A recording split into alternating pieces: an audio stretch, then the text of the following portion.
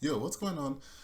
Today I wanted to kind of do a little bit of a optimization video, kind of go through artifacts as well as the weapons that Yelan benefits the most from. I know I've seen a lot of people struggle with it since she doesn't have a dedicated set, so I wanted to introduce to a lot of people to a site that many might not know about or not really know how to use or optimize well, and that's the Genshin Optimizer. I had the link in the description, and for me, this has been definitely an invaluable site. Uh, I've had to, they've even added a lot of customization in terms of how fast the processing will go, how many threads you want to use and things like that. One recommendation I would give is that you want to make sure to filter out like any low part, like any artifacts you haven't leveled up that are +0, +10, all that stuff.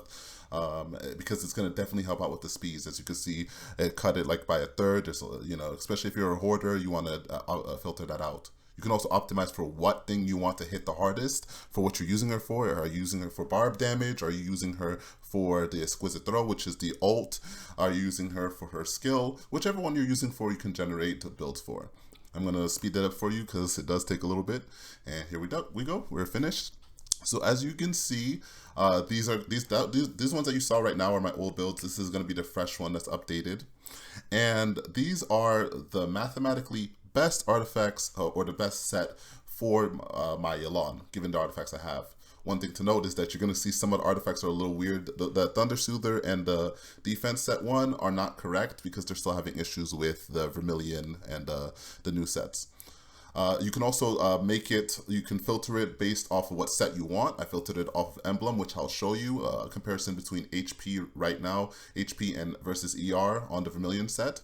And then we'll go back to the initial like the best sets for her that I've seen.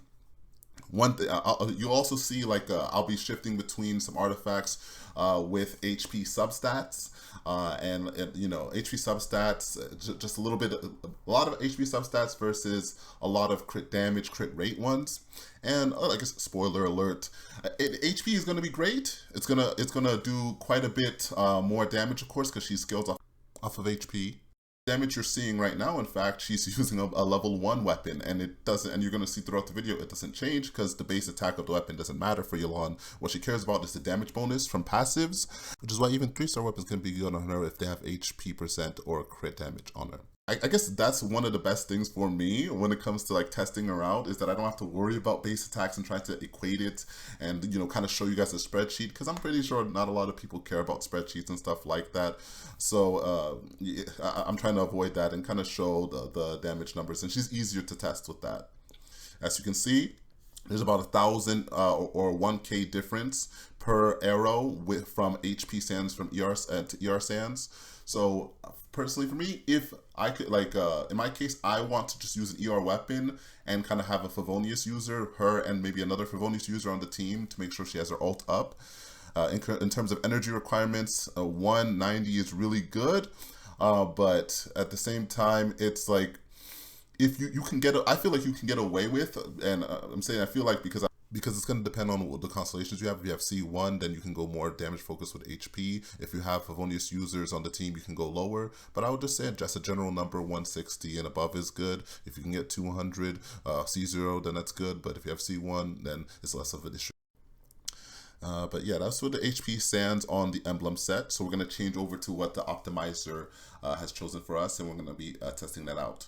So as you can see, the crit damage for the emblem builds are a bit lower, and that's because one thing to keep in mind is that even if the crit damage is lower and the hits are lower for certain pieces, what the optimizer is also accounting for is consistency. So crit rate might be higher on those pieces just so that you're doing more sustainable damage over time or better damage over time.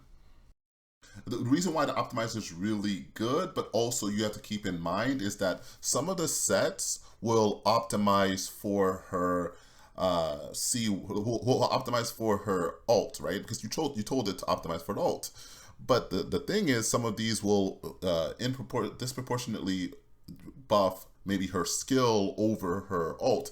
Of course, from how many times the ult is hitting for, even when you incorporate the extra damage that you get from the barb and her skill, a lot of the time you want to optimize for the ult, because that's where the main chunk of your damage is going to be, and the drop off isn't that much when it comes to the skill, right?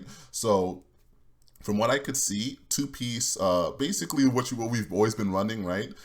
Two-piece Hydro, two-piece, two-piece Noblesse has been the strongest for me.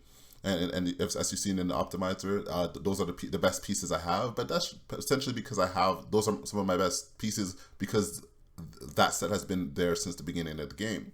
So that's why it's very hard to say canonically this is the best set for Yelan, because one, if you don't have another Electro on the team, or you don't have Favonius users on the team, she's going to need more ER. So you're probably going to lean closer to the emblem sets, right? Emblem set, and if you have a lot of ER substats, potentially an HP Sands.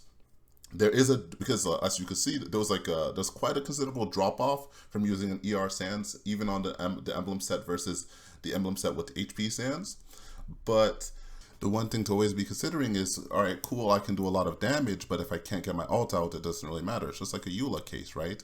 Yelan is very similar in that case as well.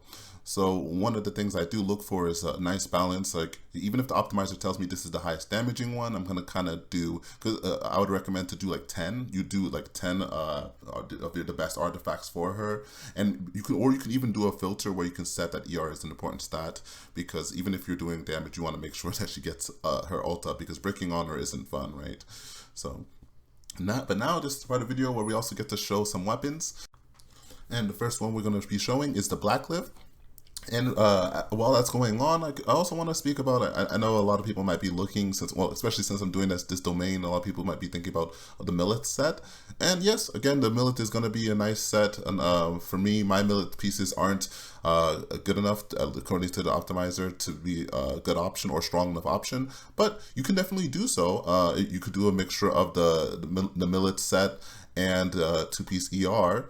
But again, like, unless you were farming for Eula and other HP scaling characters, or even Razor, there's not really a point to kind of go here. So it's even better off that you would want to go for Noblesse and things like that. They're more efficient. But as you can see, the Blacklift does hit pretty hard. The crit damage on it is a really nice thing. She's not going to be able to use the passive, so R1 is definitely enough. Moving on to what is the hardest hitting one for me that I've seen so far, other than her weapon, of course, is the Stringless R5. The Stringless R5 is pretty nuts. It's 48% damage bonus to both skill and ult. So if you're looking for the best of both worlds in terms of damage, that's what I would go for. And again, Yelan is another case where it proves that 5-star weapons, other than their signature, isn't the best.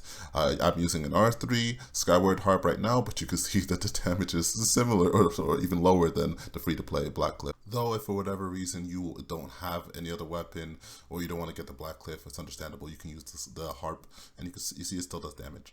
But the next contender in terms of high damaging weapons is the Mo's Moon. Especially if you have some refinements on it. I only have R2, and you can kind of see it does put in a lot of work. Especially if it was R5, it would be able to contend with the R5 Stringless. Definitely beat it out depending on what kind of members you have on the team, like how big their energy cost is. Another one is the Alley Hunter. Also, that one I do have R5. For this weapon, though, you do got to remember that she can't be on the field for too long, so you can't really stay up in that form in the lifeline for too long, or you're going to be actually weakening her. But damage-wise, it is pretty nice. But that's it for me. Thanks for watching.